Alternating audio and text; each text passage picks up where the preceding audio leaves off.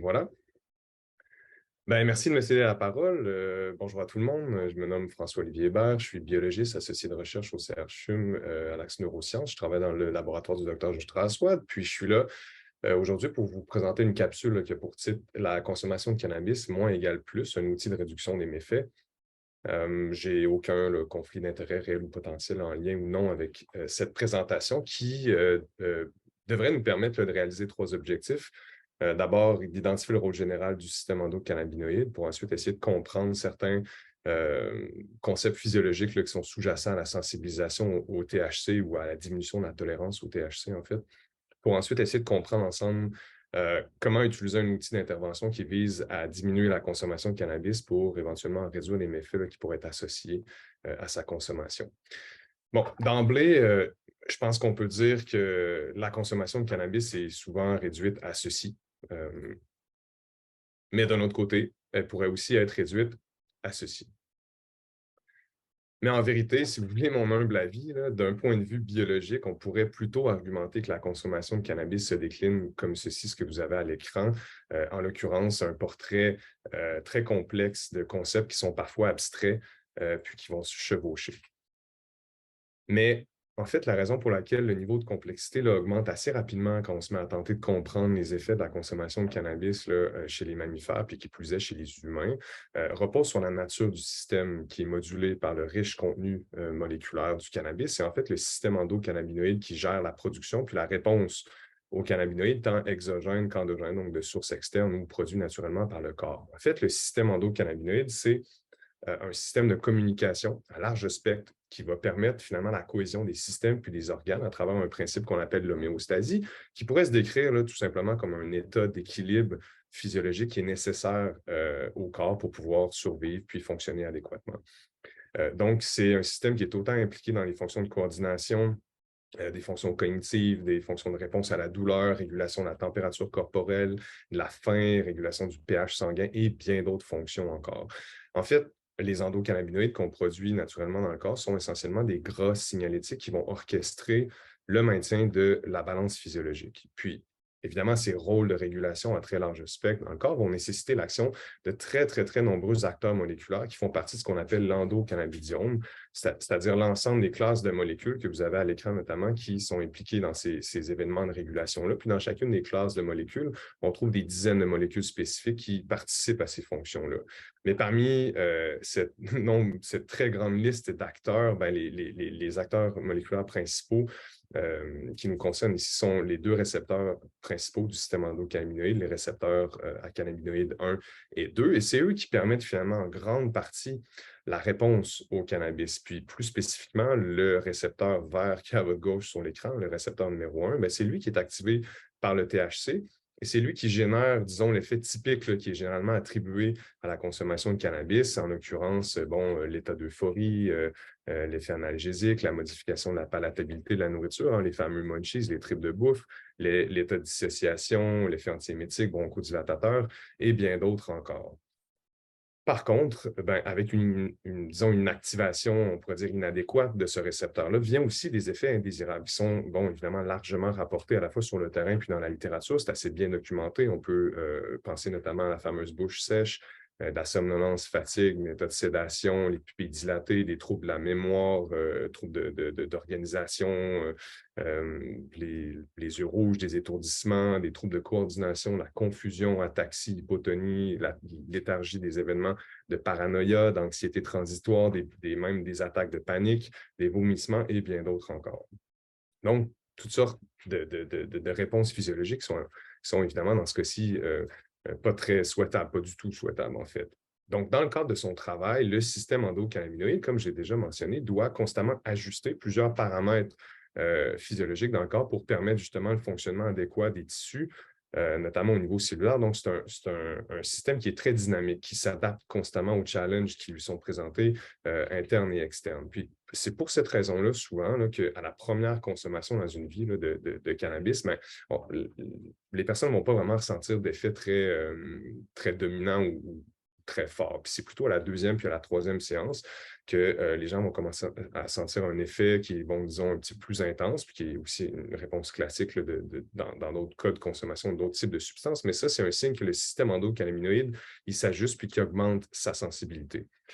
Mais à l'inverse, une trop grande stimulation, par exemple avec une intensité de consommation, une fréquence de consommation qui est élevée, mais le système endocannabinoïde, il devient en quelque sorte sous-régulé, c'est-à-dire qu'il y a une tolérance qui va se créer, puis la réponse ou les effets associés à la consommation vont être diminués, mais aussi le risque d'effet indésirable va avoir tendance à augmenter. Bon, heureusement, il existe certaines stratégies qu'on peut tenter de mettre en place pour diminuer cette tolérance-là, ou disons pour augmenter la sensibilité spécifiquement au THC. Donc, en diminuant sa tolérance au THC, c'est possible de retrouver une quantité minimale à consommer qui s'avère, bon, on pourrait dire optimale et moins risquée. C'est-à-dire qu'on peut trouver une quantité qui est plus faible que celle qu'on consommait avant, mais pour un même effet psychoactif auto-rapporté, entre autres, sans toutefois les effets délétères potentiels qui peuvent être associés à une consommation qui est plus intense ou excessive. Donc, ce que je vous propose aujourd'hui, finalement, c'est un protocole qui vise à augmenter la sensibilité au THC, donc à diminuer la tolérance au THC par une approche de réduction de la consommation qui est contrôlée puis systématique. C'est un outil qui s'inscrit assez bien là, dans le cadre des recommandations pour l'usage du cannabis à moindre risque, qui ont d'ailleurs été présentées par le Dr Straswad récemment, plus spécifiquement la recommandation numéro 7 qui vise l'ajustement de la consommation selon les effets cognitifs ou bon, selon les effets ressentis.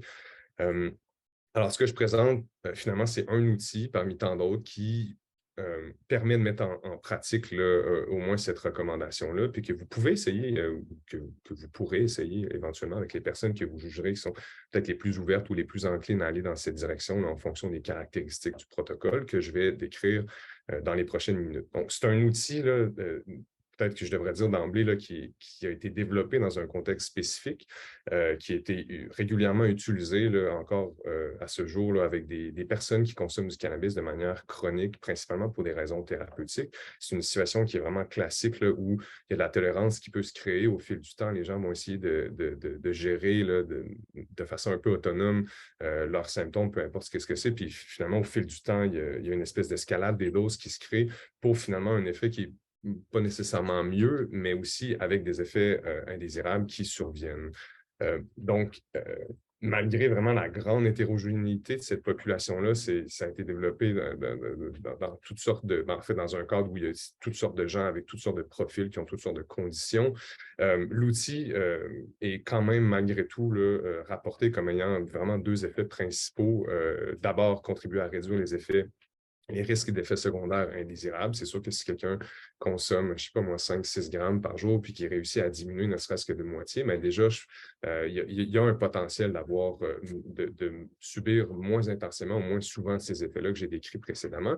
Et l'autre élément qui est quand même un enjeu pour cette population-là, mais qui peut l'être aussi là, pour d'autres sortes d'autres populations peut-être un peu différentes, mais quand même qui se rejoignent au niveau du statut socio-économique, mais c'est aider à réduire les coûts associés à la consommation. Là, dans ce cas-ci, c'est sûr que les gens qui consomment pour des raisons thérapeutiques, c'est pas remboursé par l'État. Donc, ça, c'est un des enjeux, mais ça peut s'appliquer aussi à d'autres types de populations. Bon, évidemment, ça ne fonctionne pas forcément sur tout le monde, c'est sûr. Puis, ce n'est pas un protocole non plus qui a fait l'objet de validation standardisée là, dans la littérature scientifique, mais comme je l'ai mentionné, ça a été utilisé vraiment dans toutes sortes de cas. Donc, ça a été, disons, testé et éprouvé là, dans différentes situations chez des gens qui véritablement semblent réussir à diminuer leur quantité consommée. J'ai déjà entendu quelqu'un qui disait, par exemple, ah, ben, avant, je fumais 2-3 joints, mais maintenant, je fume 2-3 puffs. Donc, ça peut représenter à certaines échelles, pour certaines personnes, des gains quand même assez substantiels. C'est sûr qu'avant de démarrer, je pense que c'est important de rappeler qu'il pourrait être davantage utile d'essayer d'identifier un objectif de la consommation avec la personne qui serait basé sur des effets positifs ressentis puis recherchés. Ça, c'est extrêmement variable d'une personne à l'autre. Donc, ça peut vraiment être adaptable selon les différentes conditions et désirs de chacun des individus. Le protocole devrait donc pouvoir viser à atteindre ces effets positifs recherchés, ressentis, avec la plus petite dose possible, donc pour le moins de risques possible. Donc, vous avez le protocole à l'écran devant vous. C'est un protocole qui a été développé spécifiquement pour l'inhalation, qui est en fait le mode d'administration vraiment le plus répandu, mais son principe pourrait aussi s'appliquer ou s'adapter à d'autres modes d'administration. Ça a déjà été fait, entre autres, avec des produits Robuco, des produits à ingestion, par exemple, aussi. C'est un protocole qui se fait en 6 jours. Les 2 premiers jours consistent en des journées d'abstinence, puis les jours d'après, la consommation est reprise vraiment, mais de manière ressentie, contrôlée, puis progressive, jusqu'à l'atteinte de la plus petite dose possible pour l'effet recherché. Donc, c'est une procédure qui permet là, essentiellement d'outiller les gens à mieux contrôler leur système endocannabinoïde, à mieux ressentir leur réponse au cannabis pour finalement réduire les risques qui pourraient être associés à leur consommation, finalement en renversant leur tolérance au THC. Donc là, je vais passer un peu à travers les différentes phases du protocole. La première, c'est l'abstinence. Bon, je sais que ça peut représenter des fois un enjeu pour certaines personnes, mais ça peut aussi représenter un moment qui est plus ou moins naturel ou normal, si on veut, dans les événements de consommation d'une personne. Ça peut représenter, je ne sais pas moi, un moment d'hospitalisation, par exemple, un moment où les stocks viennent à être épuisés, puis là, ben, la personne, il y a un moment de flottement entre le jour où il n'y a plus de stock, puis la personne ensuite va essayer de s'approvisionner, mais c'est ça, ce moment de flottement-là peut représenter là, les 48 heures d'abstinence. En fait, après une courte période d'abstinence, même pour les gens qui consomment quand même beaucoup, là, de 24 à 48 heures, on devient généralement plus sensible au THC, qui est vraiment un phénomène qui est très courant, qui est vécu par essentiellement n'importe qui va consommer du cannabis de façon régulière là, au courant de sa vie. Puis c'est ce qu'on vise à exploiter ici là, comme principe. Donc, le système endocannabinoïde, comme je l'ai mentionné, il ajuste constamment ses fonctions en réponse à l'environnement. Alors, il y a plusieurs stratégies comportementales, alimentaires qui peuvent permettre d'influencer sa réponse, notamment par l'augmentation de l'expression des récepteurs, la production d'endocannabinoïdes naturels ou l'inhibition de la dégradation de ces endocannabinoïdes naturels-là. Donc, c'est des stratégies alimentaires, des suppléments ou des activités, entre autres sportives et autres, qui peuvent être utilisées pour tenter d'aider à passer la période d'abstinence, donc pour la rendre un petit peu plus tolérable.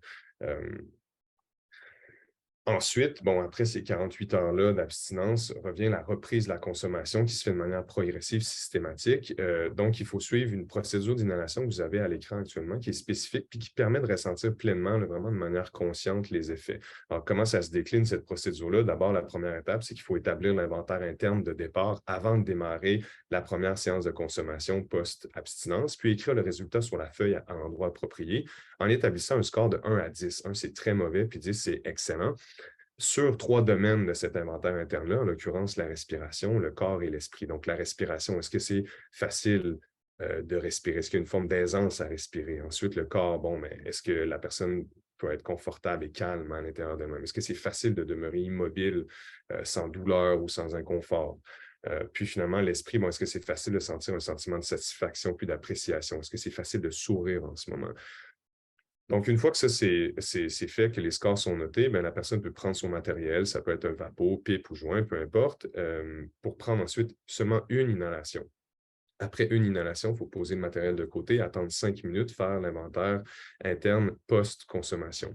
Puis là, à ce moment-là, si pour les premiers jours de reprise de la consommation, s'il y a augmentation ou éventuellement ça peut aussi être diminution de un des 3 scores suite à l'inhalation, ou tout autre effet, ne serait-ce qu'un tout petit peu mini nano perceptible, eh bien, la séance elle est terminée pour cette fois-là. Alors que s'il n'y a vraiment aucun changement du tout, eh bien, là, on peut recommencer une inhalation, attendre 5 minutes et noter les scores après. Donc, comment ça fonctionne essentiellement pour le jour 3, 4 et 5, donc reprise de la consommation? L'objectif est le même à chacune des journées, c'est-à-dire ressentir l'effet minimal du cannabis. Donc, pas ressentir l'effet recherché, mais dès qu'il y a un tout petit peu un soupçon d'effet, que ce soit reflété dans les scores ou d'une autre façon perceptible, mais pas dans ces scores-là, ben, en fait, la séance est terminée. Comment les journées sont divisées, c'est-à-dire que c'est prévu qu'il y ait 3 séances par jour. Je suis conscient qu'il y en a que ça peut être 1, 2, 3, ça peut être 6 séances par jour. C'est modulable selon la personne. Et puis, pour chacune des séances, il y a de l'espace pour 3 inhalations. Bon, ça aussi, ça peut varier, mais de façon très, très, très générale, après une certaine période d'abstinence, pour ressentir un effet minimal, un maximum de 3 inhalations, c'est généralement amplement suffisant. Mais après, ça peut être modulable, encore une fois, je le répète, Et puis finalement, donc, journée 3, 4, 5, c'est reprise systématique de la consommation avec l'effet minimal. Et le jour 6, ben là, c'est légèrement différent comme objectif par rapport aux autres journées. C'est-à-dire que là, le but, c'est d'identifier la dose minimale pour l'effet recherché. Donc, la même procédure, c'est faire l'inventaire interne pré-consommation, le noter, procéder à la séance, puis ensuite, lorsque l'objectif désiré est atteint, eh bien là, la personne a donc réussi à identifier la quantité minimale de cannabis qui lui permet d'atteindre l'effet désiré, puis ça va représenter essentiellement le range de consommation que cette personne-là devrait ou pourrait consommer pour vraiment minimiser les effets délétères potentiels reliés à cette consommation-là. Alors, ben, c'est ça. Essentiellement, si je veux résumer un peu là, ce qui vient d'être dit, puis évidemment, il n'y a pas de garantie sur le résultat. Je préfère le répéter, mais donc, ça ne va pas marcher avec tout le monde, sauf que ça peut fonctionner avec beaucoup de gens. Ça a été testé dans différents contextes, donc ça peut être mis à l'épreuve pour différents profils d'individus. Son avantage, c'est que, puis je l'ai mentionné à quelques reprises, c'est que c'est une approche qui peut vraiment être personnalisée, qui peut être modulable selon les désirs, les modes de consommation, les habitudes des gens, puis selon aussi les objectifs visés par cette consommation-là.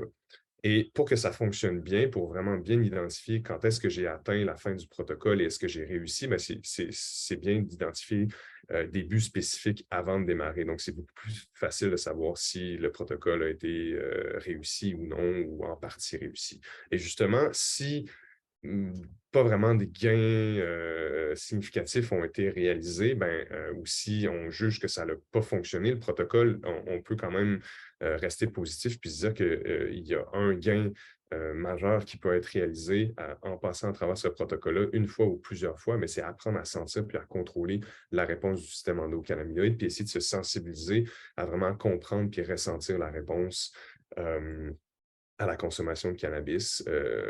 Puis voilà, donc c'est un protocole qui peut être fait de façon cyclique plusieurs fois dans la vie ou dans la vie d'une personne pour finalement essayer de garder une espèce de balance là, de dose puis de minimiser les risques finalement là, au long terme. Donc voilà, j'espère que je rentre dans les temps. Vous avez aussi là, les références. Vous allez avoir un document qui détaille la procédure donc pour version patient puis version intervenant et qui vont être disponibles sur le portail documentaire, je crois bien, là, après ces deux séances-là. Donc voilà, je ne sais pas si on a du temps pour les commentaires, mais j'aurais terminé ici.